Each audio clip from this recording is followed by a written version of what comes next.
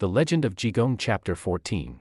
And I have to say, looking at the source material, this is a wild ride. It really is. We have a blind woman who needs a miracle, a incredibly jealous rival monk trying to out-magic our hero, a haunted garden, and this one really threw me when I read it, a seller of dog meat facing divine judgment. Yeah, it sounds like a completely random collection of events, doesn't it? Like a variety show gone terribly wrong. Pretty much. But what is so fascinating about this specific chapter is how it weaves all of these seemingly disconnected threads together. Because this isn't just a story about a guy doing magic tricks. No, not at all. It is a masterclass in social engineering and, honestly, moral philosophy. Yeah. We want to unpack how Jigong actually solves problems. Because when you read the text closely, you realize he isn't just waving a magic wand to fix things. Exactly. He is manipulating human and non-human relationships to restore balance to a community. He treats the physical ailments, sure. But he is actually curing the social or spiritual sickness underneath it all. He's diagnosing the whole community, not just the single patient in front of him. So let's set the stage for everyone listening. We are at the house of a very wealthy man named Zheng Xiong. And Jigong is, true to form, already causing trouble. Always. He has just finished playing this ridiculous prank where he turns some household objects into eggplants. Just eggplants. Just eggplants. Just because he can. It's classic Jigong. He disarms people with absolute absurdity. It lowers your defenses. Exactly. He makes you laugh or makes you think he's completely crazy, and then you aren't guarding yourself against the real lesson he's about to drop. But Zheng Xiong, the host of the house, he is a bit skeptical. Very skeptical. He basically says, okay, the eggplants are funny, but show me something real. And he challenges Jigong to heal his mother, who had been completely blind for 2 years. And this is where the dynamic really shifts in the text. Zheng Xiong actually refuses to bring his mother out to see a trick. Right, he's protective. Yeah, he says, she can't see, so what's the point of bringing her out here to look at you? But Jigong insists. He says, I am only doing this specifically because she can't see. I love that line. Right. He says if she had working eyes, it wouldn't be much of a skill to show off, would it? It's really hard to argue with that logic. So the mother finally comes out. Now, I want you to walk me through the ritual here, because when I read it, it felt like a real mix of different religious traditions. It is not just straight Buddhism. It is highly eclectic, which reflects the popular religion of the time. He starts by reciting a poem about longevity. Okay. He links her life to the southern mountain and the green pine, which is very traditional Chinese well-wishing. It is deeply Taoist imagery. So he starts Taoist. But then he shifts gears completely. He draws a line over her eyes and recites the famous 6-syllable mantra, Om Mani Padme Hum. Now that is the mantra of Avalokiteshvara, right? Yeah. The bodhisattva of compassion. It is. Also known as Guanyin in Chinese. So he is actively invoking high-level Buddhist compassion right after using Taoist poetry. He's mixing the cultural desire for a long life with the spiritual power of divine mercy. And in the source, the result of this mixed ritual is immediate. The text says he draws the line, recites the mantra, and boom, she opens her eyes. But here's the catch. Yes, this is the specific detail that completely hooked me on this story. She only regains sight in her left eye. It is such a wonderfully specific, odd limitation for a miracle worker. Right. So she sees her maid, Chunmei. She sees her son. Everyone is celebrating. Zheng Xiong is thrilled, obviously. And he asks the natural next question. Hey, holy monk, you fixed the left one. Can you fix the right one too? And this is exactly where the mad monk strategy kicks into high gear. Jigong flat out refuses. He just says no. He says, I can't do the right eye. Which has to be a lie, right? I mean, he just healed the left one instantly with a simple mantra. Why on earth would he stop halfway? Oh, it is almost certainly a lie. He tells Zheng Xiong that the only person in the world who can heal that right eye is a man currently standing outside the front gate holding a baby. A very specific guy. A man named Ma Peron. Now, we really need to talk about Ma Peron, because looking at your notes here, this guy isn't some renowned traveling ophthalmologist. Far from it. The source explains that Ma Peron is utterly destitute. He's practically a beggar. Worse, he was actually suicidal. He was so poor that just prior to this, he was about to drown his own child in the river because he couldn't feed it before Jigong intervened and stopped him. That is incredibly dark. It is. He is at the absolute bottom of the social ladder. He has zero hope. So Jigong has this desperate guy waiting in the wings outside the mansion. He brings Ma Peron in, and the interaction between them is so bizarre. It's totally staged. Jigong secretly hands Ma Peron a piece of medicine. And we don't even know what it is, right? The text implies it might just be dirt from the ground or a piece of grime rubbed off his own body. Yeah, Jigong is famous for making pills out of the dirt on his own skin. Gross, but effective. Yeah. And he tells Ma Perrin to just play along. It is pure theater. Ma Perrin holds up this quote-unquote medicine and claims it is a heaven-sent elixir given directly by the Buddha. He really sells it. He does, and he says it specifically needs to be dissolved in rootless water for it to work. Let's pause there for a second. Rootless water. I have heard that term in, like, kung fu movies or fantasy novels before. What exactly is that in this context? It is a very real concept in traditional Chinese medicine and folklore. Rootless water is simply water that has never touched the ground. Oh, okay, like rain. Usually rain caught directly in a bowl as it falls, or maybe melted snow gathered straight from a tree branch. It is considered extremely pure, unpolluted by the earth's dusty or heavy energy. Got it. So by demanding rootless water, it adds this layer of mystical difficulty to the cure. It makes the dirt pill sound incredibly fancy and legitimate. Exactly. It completely validates the medicine to the wealthy family. Meanwhile, there is this very grounded, very human moment happening in the background of all this magic. A servant woman in the house sees Ma Perrin's crying baby and actually takes it to breastfeed it while this whole medical procedure is happening. I am so glad you brought that up because that detail is crucial to understanding the social engineering here. It humanizes him. Yes. It humanizes Ma Perrin to the household. He isn't just some weird, mystical stranger performing a service anymore. He is a struggling father with a hungry, crying child. It builds immense empathy before the miracle even finishes. So they dissolve the medicine in the rootless water, wipe the mother's right eye, and surprise, surprise, she can see perfectly. But look at what Jigong actually accomplished here. This is the big takeaway. Right? He absolutely could have healed both eyes himself.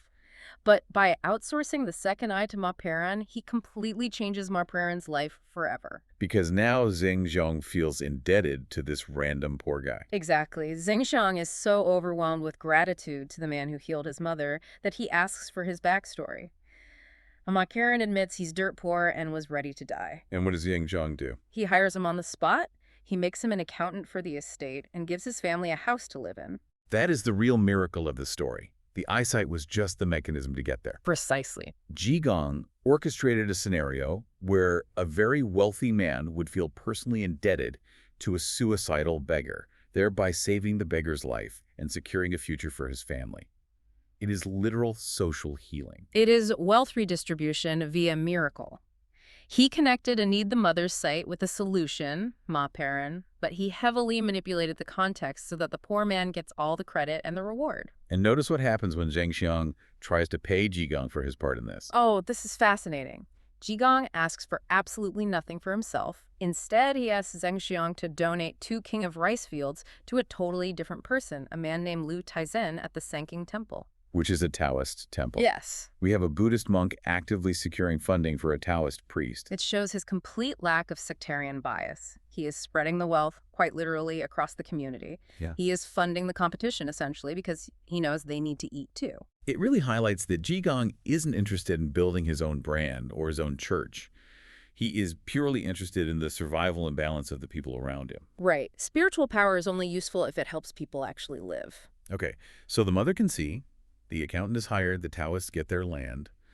But the story does not slow down at all. We immediately pivot to the exorcism. Yes. Things get a bit more action-packed here. We get a new character introduced who is, well, let's just say he's not a fan of our hero. Enter Guang Hui. The rival, the classic I am better than you guy. Every chaotic hero needs a rigid foil. Guang Hui is watching all this acclaim that Jigong is getting from the family, and he is just fuming. He wants to prove his institutional superiority, so he volunteers to handle a problem in Zheng Zheng's garden. The haunted garden. The source text gives us some genuinely creepy details here. Servants who try to sleep in the garden tower get violently thrown out of bed. Objects move on their own. Lights turn on when nobody is in the room. It is classic poltergeist activity, and Guang Hui steps up and says, "I will catch this monster. I will kill it." Notice the aggression there. Exactly. Note the violence. He isn't there to understand the spiritual imbalance. He is there to destroy it. He sees a spiritual problem as a nail, and he is determined to be the hammer. And his setup for this exorcism is so extra. The source lists his entire inventory. He brings incense, cinnabar, paper charms, a wooden sword, grain, and he even asks for rootless water again. He has a whole mystical shopping list. It perfectly represents the institutional approach to religion. He is relying heavily on the tools, the props, and the rigid rituals. He's going by the book. Right. He writes 3 specific charms. He announces loudly that the first charm will bring the wind, the second will summon the monster, and the third will execute it. He is trying to completely bureaucratize the exorcism. Meanwhile, Jigong is just scanning off to the side with a pot of wine, laughing at him. The contrast is highly intentional by the author. It is the wealthy establishment monk versus the chaotic, ragged mystic. So Guanghui starts his big show. He burns the first charm, and nothing happens. Rickets. He burns the second charm. Still nothing. The servants are starting to giggle. Jigong is overtly mocking him. Guanghui is sweating bullets, panicking. Finally, out of desperation, he throws the third charm. And surprisingly, it actually works. Or, well, at least something major happens.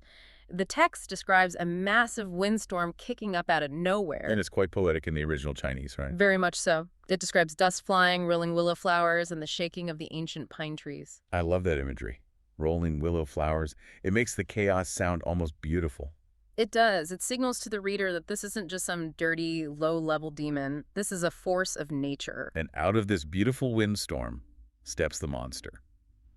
But it isn't at all what I expected when I read the word monster. The source describes an old man, but he has a face as smooth as a child's. A classic sign of deep cultivation. He has crane white hair, he wears a bronze hat and a cloak, and he is holding a fly whisk. He looks incredibly dignified. He looks exactly like a high-level Taoist immortal. This isn't a grotesque demon with horns and fangs, and that fly whisk he holds is a major symbol of authority in both Zen Buddhism and Taoism. It is usually used metaphorically to sweep away ignorance or worldly dust. But right now, he is not happy. He points at Guanghui and basically says, I don't know you, and you certainly don't know me. Why are you out here trying to kill me? A fair question. And then he points his fly whisk, shoots a stream of white kui at the monk, and knocks him out cold. Just like that, the rigid ritual fails completely against real, lived spiritual power. Wang Hui essentially brought a wooden sword to a spiritual gunfight. So the institutional guy is down. Now is Jigong's turn. He steps up, laughs, and simply pats his own head. And the source says he reveals his 3 lights. Yes. Now, you really need to break this down for us because this goes deep into the lore. What are the 3 lights? This is a deep cut from internal alchemy and Taoist philosophical thought. The 3 lights, or sanguang in Chinese, usually refer externally to the sun, the moon, and the stars. Okay, the celestial lights. Right. But internally, within the human body, according to these traditions, they refer to the 3 treasures of life. Jing, which is essence, Qi, which is energy, and Shen, which is spirit. So it is kind of like his internal spiritual battery pack. Think of it as the visible, glowing manifestation of his absolute enlightenment. When he pats his head, he is uncloaking his spiritual aura. He's flashing his badge, so to speak. And the moment the quote-unquote monster sees this badge, the dynamic changes instantly. The entity immediately backs down in awe, and we finally learn the truth of what this thing is. This isn't ghost at all. It is a fox spirit. A cultivator. Yes. The source mentions he has thousands of years of spiritual training under his belt. He has just been living quietly in the garden tower, minding his own business. So then why the haunting? Why was he throwing innocent servants out of their beds in the middle of the night? Because the servants were being incredibly disrespectful. The text notes they were unclean in the tower, which likely means they were behaving inappropriately, maybe using the bathroom or doing other profane things, in a space the spirit considered a sacred sanctuary. Oh, wow. The spirit wasn't inherently evil. He was just a highly annoyed supernatural roommate reacting to terrible manners. That is such a great twist. The humans were actually the problem all along. Precisely. And because Jigong has the wisdom to understand this, he doesn't try to kill the fox spirit. He just issues a firm warning. He sets a boundary. He says, "You are a cultivator. You know better than to mess around in the mundane world of humans. Leave this place right now, or I will call down heavenly lightning to strike you." And the fox spirit, realizing that Jigong's 3 lights could easily wipe out 500 years of his hard-earned progress, just turns into a clear breeze and vanishes into the night. It is conflict resolution through pure authority and boundaries, not through violence. Unlike Guanghui. Right. Guang Hui wanted to slaughter the demon. Jigong just tells the annoyed neighbor to pack up and move out. He respects the spirit's high status, but he strictly enforces the boundary between the spirit world and the human world. And then In true Jigong fashion, he walks over and hews the rival monk who just spent the whole evening trying to upstage him. He never holds a grudge. He heals Guanghui, who then wakes up and leaves the mansion in absolute shame. Jigong proves his point perfectly without having to destroy his rival's life. So, we have had the physical healing of the mother, and we've had the spiritual battle in the garden. Now, Jigong leaves the Zheng household entirely, and we move to the final act of the chapter. And honestly, this is the one that hits the hardest. It really does. It is gritty. It is the story of the dog meat seller. Let's get into it. Jigong is walking by the Cantang Gate in the city, and he sees a man named Dong Ping relieving himself against a public wall. And Jigong looks at him and announces loudly, there is the world's #1 filial son. Which, as anyone listening might guess, given setup, is heavy, heavy sarcasm. Major sarcasm. Because the narrator immediately breaks in to tell us the truth about Dong Ping's character. He is deeply suspicious, he is constantly argumentative, and worst of all, he is incredibly abusive to his own elderly mother. His wife, a woman named Han Shi, constantly tries to keep the peace in the house, but Dong Ping is just a violently difficult man. And Jigong sees this. Using his spiritual sight, Jigong sees that Dong Ping is actually on the verge of being struck by lightning. Which is the ultimate punishment. Yes, his bad karma has completely maxed out. He is essentially a dead man walking, and he has no idea. So, Dong Ping's profession is a dog meat seller. And I know historically dog meat was consumed in certain periods and regions, but there's a specific moral tension being highlighted here by the author, right? There absolutely is. While it was a trade, dogs were also deeply revered as symbols of loyalty in Chinese culture. To butcher an exceptionally loyal animal was believed to bring terrible bad karma. And earlier that day, Dong Ping encountered a stranger who just gave him a mother dog and her puppy for free. The backstory of these specific dogs is so important. The previous owner gave them away because that mother dog had actually saved him from a group of violent thieves. Oh, wow. He couldn't bear the thought of killing such a loyal, heroic animal, but he also couldn't afford to keep her. So he passed the burden on to Dong Ping. Which is tragic in itself. Yeah. But Dong Ping, he doesn't care about loyalty or heroism. He just sees free inventory. He sees profit. Exactly. So he takes the dogs home. He ties up the hero mother dog in the yard, and he goes inside the house to fetch a knife to butcher her. This is the absolute climax of the chapter. It is incredibly tense reading it. It feels exactly like a horror movie setup. The pacing in the source text really slows down right here. He leaves the knife in the yard for just a second to grab something. And when he turns back around, the knife is gone. Just completely gone. Vanished into thin air. He immediately blames his wife, of course. He is yelling, accusing her of hiding it to spare the dog, but she swears she hasn't touched it. And then he looks down at the puppy. The source describes this moment so vividly. The puppy is lying weirdly on the ground. Dong Ping aggressively kicks the puppy aside, and there it is, the knife. The puppy was deliberately lying on top of the knife to hide it from the butcher. To save its own mother. And not just that, the text says that after being kicked, the puppy climbs over to the tied-up mother dog, lies protectively across her neck, and actually bares its little teeth at Dong Ping. It's standing its ground. And this is the part that genuinely gets me. The puppy is crying. Actual tears are dropping from its eyes. It is a moment of absolute piercing moral clarity. You have this grown man, Dong Ping, who treats his own human mother with utter disrespect and cruelty. Right. And right in front of him is a quote-unquote beast, a tiny puppy showing the ultimate filial piety. It is willing to risk its own life and face down a butcher to save its mother. It completely breaks him. Dong Ping drops the knife and runs into the house, absolutely terrified of what he almost did. He is shocked into sudden moral awareness. The irony that Jigong pointed out earlier in the street, loudly calling him the #1 filial son, it comes full circle. The dog is the filial son. Exactly. The human is the actual monster. It is such a powerful cinematic way to end the chapter.